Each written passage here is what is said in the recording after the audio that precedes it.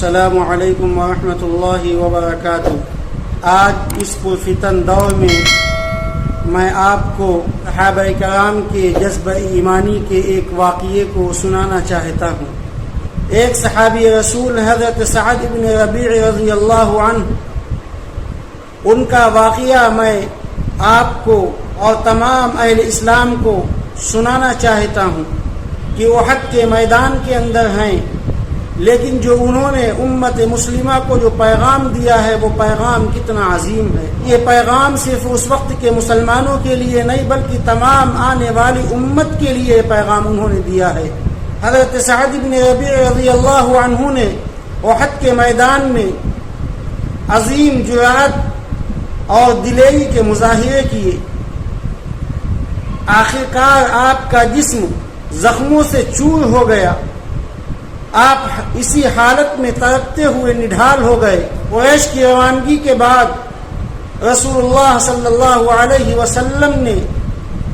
حضرت زید بن ثابت کو حکم دیا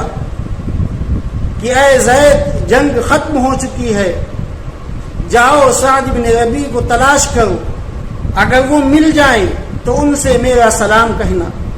کہ رسول اللہ یہ دریافت فرماتے ہیں کہ اس وقت تم اپنے آپ کو کیسا پاتے ہو؟ یعنی اسلام لانے کے بعد میں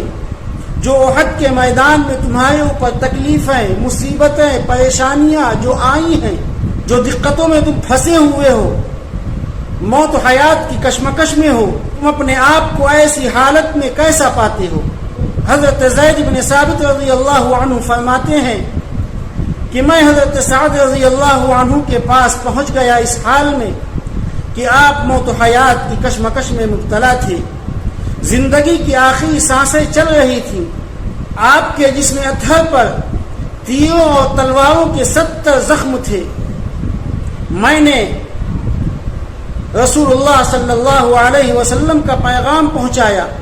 تو آپ نے اسی زخمی حالت میں موت و حیات کی کشمکش میں امام الانبیاء جناب محمد رسول اللہ صلی اللہ علیہ وسلم کے سلام کا جواب سن کر جواب دیا، اے زید بن ثابت، رسول اللہ صلی اللہ علیہ وسلم پر بھی سلام اور آپ پر بھی سلام، اور میرے محبوب کو میرا یہ پیغام پہنچا دینا کہ اے اللہ کے نبی، اس وقت میں جنت کی خوشبو محسوس کر رہا ہوں، اور میری قوم انصار سے یہ کہہ دینا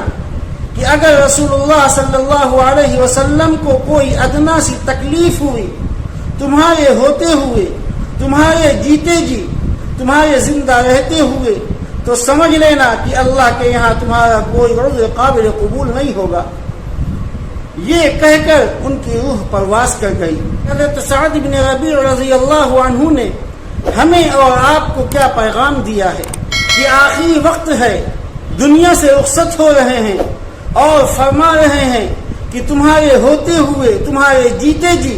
اگر رسول اللہ صلی اللہ علیہ وسلم کی شان میں ادنا سی بھی گستاخی ہوئی، رسول کو ذرا برابر بھی تکلیف ہوئی، تو یاد رکھو کہ اللہ کے یہاں تمہارا کوئی عذر، تمہارا کوئی حیلہ اور تمہارا کوئی بہانہ نہیں چلے گا۔ آپ اندازہ لگائیے کہ پوری قوم کو عشق رسالت کا سبق دیا ہے، جان دے دی، لیکن نبی پر آنچ نہ آنے دی۔ یہ ہے عشق رسول، یہ ہے عشق مصطفیٰ کہ قوم کا غم نہیں، قبیلے کا غم نہیں، بیوی بچوں کا غم نہیں، رشتہ داروں کا غم نہیں، دکان کا غم نہیں، مکان کا غم نہیں، کاروبار کا غم نہیں، غم ہے تو رسول کا غم ہے،